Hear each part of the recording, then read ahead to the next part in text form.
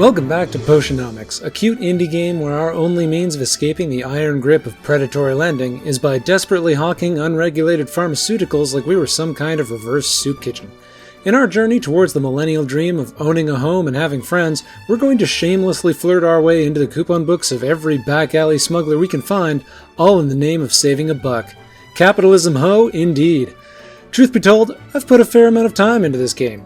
98.1 time to be exact, and in that time I've managed to get every achievement. Every achievement except for one: breaking a person's heart. Here's a quick rundown of how relationships work. We get introduced to the entire circus of weirdos, and we refrain from immediately swiping left because these people can offer the one thing that's always been missing from our lives: capital. In addition to providing the services we'll need to progress through the game, building relationships also rewards us with new ways to gaslight money out of our customers. Now, we could go through the trouble of attentively spending time with our friends and learning their likes and dislikes, but that sounds like a lot of work. Just like in real life, though, the best gifts are anything that's both expensive and shiny. Hope no one finds out we've been duping them in the back of our garage this whole time. Once we hit rank 7, we have to choose which prospective waifu/husbandu/waibando is most deserving of the smooches we'll give them at rank 10. But outside of those smooches and some dialogue, romance has no mechanical impact whatsoever, just like in real life. And because there's no punishment for leading people on, well, it's like I always say, there's no kill like overkill. Oh, hey there. Welcome back. Me, I've just been out making some friends. Each one with their own quirky, lovable personality, and each one relentlessly primed to believe that I'm romantically interested in them. As they say in the vernacular, this is where the fun begins. And just for your benefit, I'll be organizing them on an increasing scale of emotional damage. Let's begin. We start with the cats, and they can smell what's cooking. They're the only characters I can't seduce, so they take the title of least damaged by default. In fact, there's not even a way to turn down their rank 7 event. Believe me, I tried. Next up is Roxanne, a woman who probably beat us to the idea for this video a long time ago. But only a true champion handles romantic rejection by telling us she's disappointed in our cowardice. Number 3 on our list is Dark Sidereal, whatever. While we probably aren't the first person she's dated, we do learn one dark secret about her: she handles stress through puns.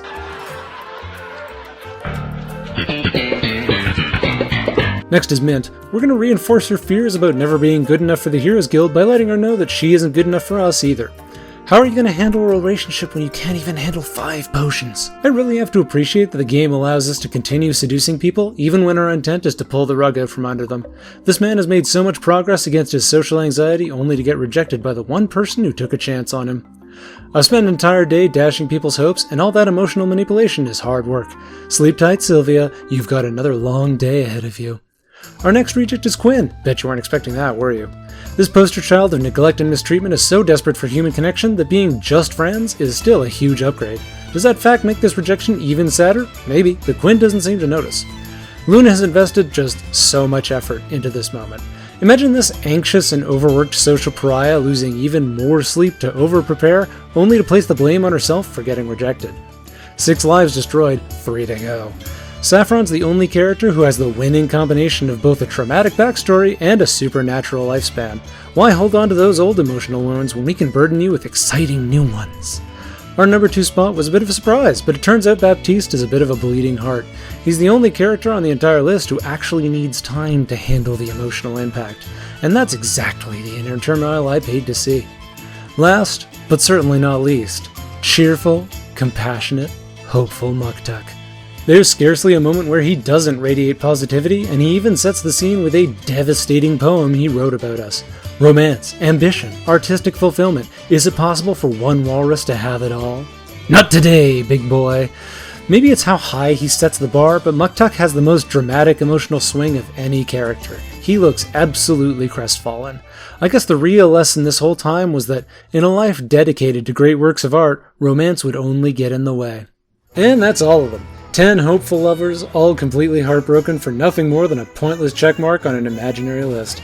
I'm like the Tinder of the fantasy world. At least you'll be united in the fact that I still won't stop sending you mixed messages after crushing your dreams. That's all I had for you today. Consider subscribing if you enjoyed watching me toy with people's emotions, or you wanted to learn a lot about one specific board game. Thanks for watching, and have a good one.